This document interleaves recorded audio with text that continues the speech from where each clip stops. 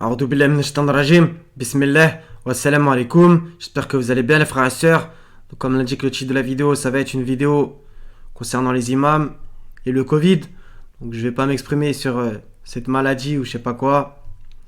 Là n'est pas le propos. On va partir un peu dans ce qui s'est passé. Donc c'est-à-dire qu'on va voir que du coup, voilà, Ismaël Mounir, il l'a attrapé et Nader Abouanas aussi.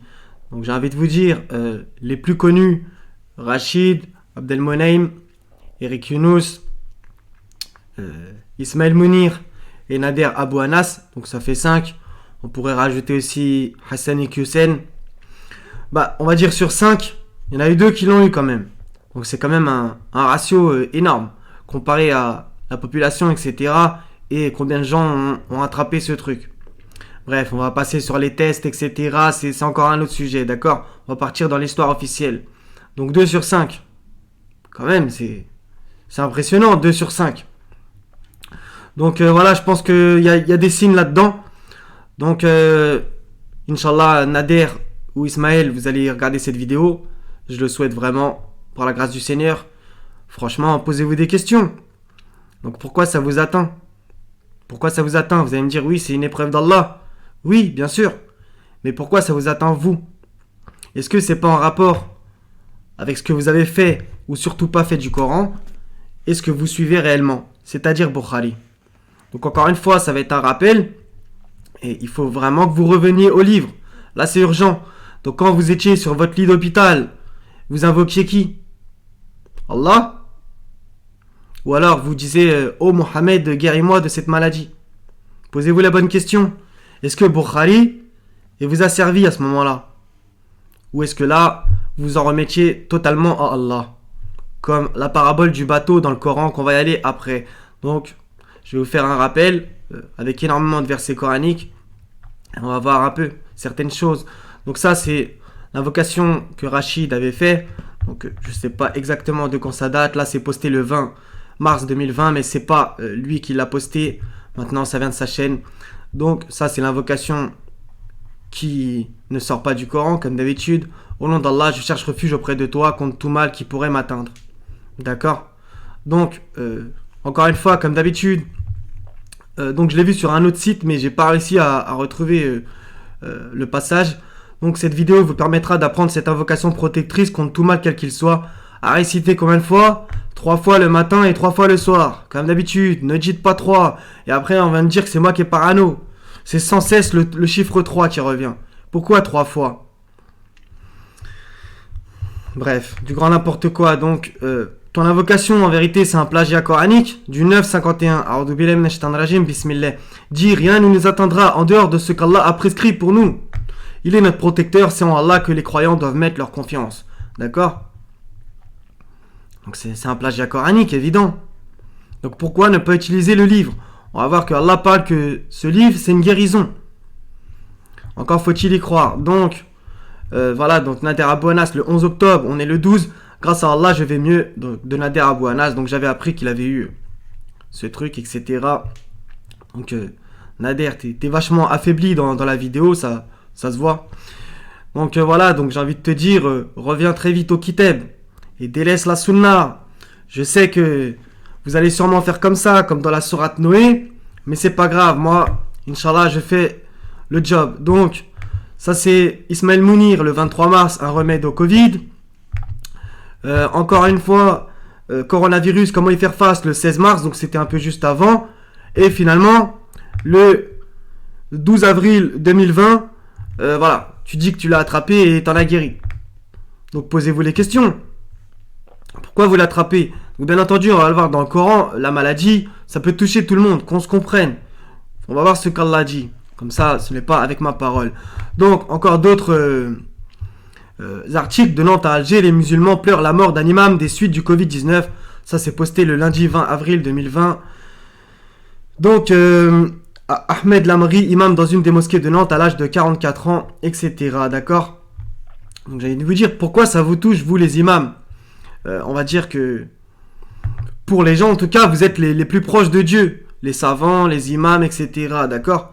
Donc, on va me dire, oui, mais c'est une épreuve. Allah éprouve ceux qu'il aime. Oui, mais des fois, non, pas forcément. comme on va le voir dans le Coran. Pas forcément. Donc on va voir par exemple l'histoire de Job, etc. Donc Côte d'Ivoire, Covid-19, décès du président du Conseil supérieur des imams. Allah, il peut ne pas t'éprouver par la maladie. Donc le président Conseil supérieur des imams de la Côte d'Ivoire, Aïma Bouakari Fofana, est décédé dimanche à Abidjan des suites de la Covid-19 à l'âge de 77 ans. Encore une fois. Donc lui, c'était quand même, on va dire, une grosse tête, président Conseil supérieur des imams. Donc je ne sais pas s'il était imam au cours de sa vie. D'accord. Donc je pense que voilà, j'ai quand même sorti l'article. D'accord. Ça c'est en Angleterre. Donc ça c'est le titre. La mosquée doit fermer alors que l'imam est testé positif au Covid-19 après des funérailles de 250 personnes. Donc j'ai trouvé encore quelque chose dans l'article. Le chef du conseil, là je sais pas trop, Mohamed Khan a ajouté: je pense qu'il est de mon devoir de rappeler aux habitants que malheureusement au début de cette pandémie, combien d'imams? 3. Comme d'habitude, 3 imams locaux bien connus et respectés sont morts du coronavirus. Comme d'habitude, le 3. Donc maintenant, on va passer au verset coranique. Donc je pense que quand même, ça devrait vous faire réfléchir. Donc, 31-34, alors Bismillah, on va juste citer un segment du verset qui nous intéresse particulièrement. Et personne ne sait ce qu'il acquérera demain. Et personne ne sait dans quelle terre il mourra. D'accord? Personne. On continue à propos de la mort, toujours 39-42. Donc c'est aussi cette vidéo un rappel pour les malades. Je ne sais pas si vous l'avez été, si vous l'êtes, ou peut-être vous le serez. Ça dépend ce qui vous atteindra ou ce qui nous atteindra, d'accord? Donc je pense que c'est important. Allah reçoit les âmes au moment de leur mort, ainsi que celles qui ne meurent pas au cours de leur sommeil. C'est un verset ultra important qui justement contredit le châtiment de la tombe qu'on nous a vendu. Il retient celle à qui il a décrété la mort, tandis qu'il renvoie les autres jusqu'à un terme fixé. Donc voilà, Nader et Ismaël, vous le savez forcément, c'était pas votre heure, comme on dit. Donc il y a encore un terme fixé pour vous et comme pour nous tous. Il y a certainement là des preuves pour des gens qui réfléchissent. D'accord? Donc où que vous soyez, la mort vous atteindra, fussiez-vous dans des tours imprenables. Donc 9, 125, 126, très important, le 126 surtout, mais justement... Le 125 qui a le mot malade. Mais quant à ceux dont les cœurs sont malades, elle ajoute une souillure à leur souillure et ils meurent dans la mécréance. Donc c'est à propos de quand une sourate est révélée, revenir au verset d'avant et d'après, bien entendu. Ne voit-il pas que chaque année on les éprouve une ou deux fois? D'accord, ce verset il est important, ce segment. Faut toujours se le mettre dans le cerveau. Malgré cela, ils ne se repentent ni ne se souviennent. Donc est-ce que vous êtes repentis de votre croyance en Bukhari qui n'a aucune mention dans le Coran, avec tous les noms qui sont mentionnés, qui n'ont aucune preuve, comme d'habitude, calomnie, blasphème, insulte sur Mohammed, etc., d'une manière des fois directe ou subliminale. Donc posez-vous la question. Revenez à Dieu et à son livre qu'il a fait descendre comme guérison. Donc voilà, donc Allah aime ceux qui se repentent et les envoyés dont vous vous revendiquez, eux se repentaient sans cesse. C'est écrit dans le Coran, encore une fois. D'accord? Donc je sais pas. Qu'est-ce qu'il vous faut? 214. Donc ça, c'est à propos aussi de la maladie et des épreuves. Pensez-vous entrer au paradis alors que vous n'avez pas encore subi des épreuves semblables à celles que subirent ceux qui vécurent avant vous? Misère et maladie les avaient touchés. D'accord? Donc vous pouvez rentrer dans le cadre de ce verset. Allez savoir. Et ils furent secoués jusqu'à ce que le messager avec lui, ceux qui avaient cru, il y a bien la notion de croire, ce fut s'écrier: quand viendra le secours d'Allah? Quoi? Le secours d'Allah est sûrement proche. D'accord? Donc, est-ce que votre maladie, c'est pour vous éprouver et que vous reveniez, donc du coup, à Allah et du coup à son livre seulement et pas non pas à Bukhari, un livre dont Allah n'a fait descendre aucune preuve, ce ne sont que des noms que vous et vos anciens ancêtres avez inventés? Posez-vous la question. Donc toi, Rachid aussi, pareil, t'es arrivé une dinguerie, on a failli t'assassiner. C'est toujours Mohamed Hadji fait penser. 188, ça c'est ce que Mohamed devait dire. Dit: je ne détiens pour moi-même ni profit ni dommage, sauf ce qu'Allah veut. Et si je connaissais l'inconnaissable, j'aurais eu des biens en abondance, et aucun mal ne m'aurait touché. D'accord? Je ne suis pour les gens qui croient qu'un avertisseur et un annonciateur. On continue 21-83 avec l'exemple, bien entendu, de Job. Et Job, quand il implora son Seigneur, le mal m'a touché. Mais toi, tu es le plus miséricordieux des miséricordieux. D'accord? Il y a d'autres versets. Nous lui rendîmes sa famille, etc. D'accord? Donc Job, histoire très intéressante. Donc, est-ce que Allah vous fait comme à Job, ou c'est plutôt l'inverse du style, il veut vous éprouver par la maladie pour que vous reveniez, et voilà, il vous a sauvé, même si la mort en soi, c'est qu'une continuation de la vie en vérité. Et voilà, en vérité, la mort, c'est le retour vers le Seigneur. Donc j'ai envie de vous dire aussi pourquoi, essayer de la refouler la mort. Pourquoi? C'est un drame la mort? Pas forcément. Ça peut être une bénédiction incroyable, d'accord? Dans le sens que si on nous annonce la bonne nouvelle, c'est le retour vers le Seigneur, d'accord? Alors qu'ici ce n'est pas le paradis. Donc 277, et donc lisez-le en entier, hein, mais là on va juste lire un petit segment, je préviens quand même. Et ceux qui remplissent leurs engagements lorsqu'ils se sont engagés, c'était quoi votre engagement? De croire en Allah, au jour dernier, aux anges, au livre, ça c'est pas bon, c'est à l'écriture, et aux prophètes, au futur, au pluriel. Où est-ce qu'il est écrit de croire à Bukhari et ce qu'il a rapporté soi-disant sur Mohammed? Nulle part. Et vous ne citez que Mohammed dans la plupart de vos prêches. De donner de son bien quelque amour qu'on en ait aux proches, aux orphelins, aux nécessiteux, aux voyageurs indigents et à ceux qui demandent l'aide et pour délier les joues, d'accomplir la salat et d'acquitter la zakat. Finalement, je l'ai récité en entier.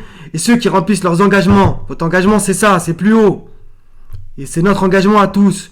Lorsqu'ils se sont engagés, ceux qui sont endurants dans la misère, la maladie et quand les combats font rage, et voilà les véridiques, et les voilà les vrais pieux. D'accord? Donc vous, les imams, revenez à Dieu très vite. C'est important là. C'est urgent. On continue. Donc on va aller un petit peu chronologiquement. Donc à propos de est-ce que forcément Allah nous éprouve par la maladie, etc. C'est lui qui sait, bien entendu, ça c'est l'inconnaissable. Maintenant, Allah dit quoi aussi? 16,97, il faut bien entendu tout relier. Quiconque, mâle ou femelle, fait une bonne œuvre tout en étant croyant. Donc il y a quand même ces deux notions. Faire une bonne œuvre et en étant croyant. Et pas d'associer. Nous lui ferons vivre une bonne vie. Donc qu'est-ce que, dans une bonne vie, tu peux quand même avoir la maladie? Oui, il n'y a aucun problème. Néanmoins, si tu vis que le malheur sur terre, pose-toi des questions. Et nous les récompenserons certes en fonction des meilleures de leurs actions. D'accord? Donc, justement à propos, le malheur vient que de ce qu'on a fait de nos propres mains. Allah n'est pas injuste envers les gens. Ce sont eux qui sont injustes envers eux-mêmes. 29,65. Donc ça rappelle la vidéo que j'ai faite sur Rachid quand il était sur le bateau. Quand ils montent en bateau, ils invoquent Allah lui vouant exclusivement leur culte. Une fois qu'il les a sauvés, exactement ce qu'il vous a fait sur la terre ferme, voilà qu'il donne des associés. Donc quand vous étiez sur votre lit, entre guillemets, d'hôpital, donc c'était plus ou moins le lit de mort, donc vous vous en rapprochez en tout cas, vous invoquiez qui? Allah, Mohammed, Bukhari, c'est comment? Vous invoquiez Allah. Même si sûrement si vous faisiez vos prières, ça paraît évident que vous faisiez la salat ibrahimiya, et le tashahhud, etc. Le Allahu Akbar, etc. Tout ce qu'on vous a appris, qu'on vous a vendu et que vous répétez encore aux gens. D'accord? Donc là, vous disiez, Ya Allah, sauve-moi, etc. Maintenant qu'il vous a ramené sur la terre ferme, comme tu l'as fait, Nader, tu as rappelé encore, voilà, le prophète a dit, vers le milieu de ta vidéo. Donc regardez là si vous voulez. Tu l'as encore fait, Nader. Le prophète a dit. Donc, alhamdoulilah, Dieu m'a sauvé.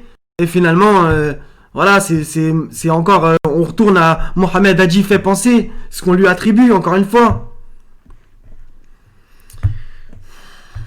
Vraiment falloir se réveiller. Hein. Donc, à propos du malheur, justement, 30-36, j'en parlais. Et quand nous faisons goûter une miséricorde aux gens, ils en exultent. Alhamdoulilah, Dieu m'a sauvé. Et alors, si vous étiez mort, c'est un drame la mort. On retourne vers le Seigneur. C'est vers lui le retour. Mais si un malheur les atteint à cause de ce que leurs propres mains ont préparé, voilà qu'ils désespèrent. Est-ce que c'est un malheur, votre maladie, au final, que vous aviez eu? Posez-vous la question aussi, si ça vous a atteint. Est-ce que c'est pas à cause de ce que vos propres mains ont préparé? Par exemple, prêchez ça, là. La fausse doctrine. Posez-vous la question. Pareil, 42-48.